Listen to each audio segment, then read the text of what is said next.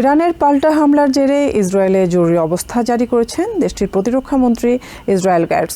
শনিবার ইসরায়েলের একাধিক সংবাদ মাধ্যম এ তথ্য নিশ্চিত করেছে। এদিকে তেল আভিভ, জেরুজালেম সহ ইসরায়েলের প্রধান শহরগুলোতে ক্ষেপণাস্ত্র হামলার আতঙ্ক ছড়িয়ে পড়েছে। দেশটির বিভিন্ন শহরে ইরানি ক্ষেপণাস্ত্রের ধ্বংসাবশেষ ছড়িয়ে ছিটিয়ে থাকতে দেখা গেছে। সম্ভাব্য হামলা থেকে বাঁচতে সাধারণ মানুষকে দ্রুত বাংকারে যাওয়ার নির্দেশ দিয়েছে ইসরায়েল সরকার। ইরানে আগ্রাসনের প্রতিশোধ নিতে ইসরায়েলে বিধ্বংসী হামলা চালানো হয়েছে বলে দাবি করেছে ইসলামিক রেভলিউশনারি গার্ড কর্পস।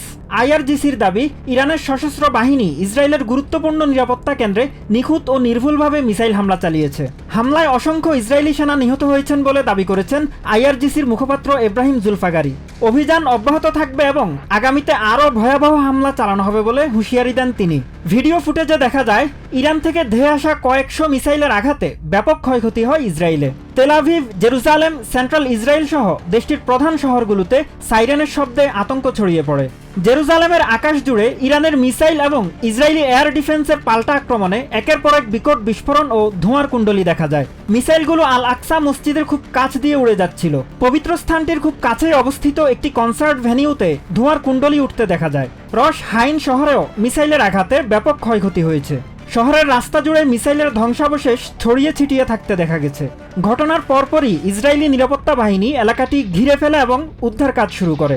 এ অবস্থায় আক্রান্ত এলাকা থেকে দূরে থাকতে বাসিন্দাদের নির্দেশ দিয়েছেন রস হাইন পুলিশ বিভাগের প্রধান ইয়াইর হানুনা। আমরা প্রতিটি ঘটনাস্থলে পৌঁছেছি। এখন সবচেয়ে গুরুত্বপূর্ণ হলো নাগরিক শৃঙ্খলা বজায় রাখা। আপনারা নিজেদের নিরাপদ রাখুন যাতে আমরা আমাদের কাজ সবচেয়ে ভালোভাবে করতে পারি। এদিকে হামলায় এখন পর্যন্ত বড় ধরনের কোনো প্রাণহানির খবর নিশ্চিত করেনি ইসরায়েল। তবে উত্তর ইসরায়েলের বেশ কয়েকজন আহত হয়েছেন বলে জানা গেছে। এমন পরিস্থিতিতে ইসরায়েল জুড়ে জরুরি অবস্থা জারি করেছেন দেশটির প্রতিরক্ষা মন্ত্রী Israel Katz.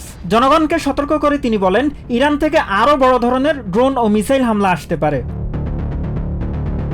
Mahmudul Hasan, TVN 24 news desk. New York থেকে সম্প্রচারিত টিভিএন 24 টেলিভিশন বিশ্বজুড়ে বাঙালির কণ্ঠস্বর।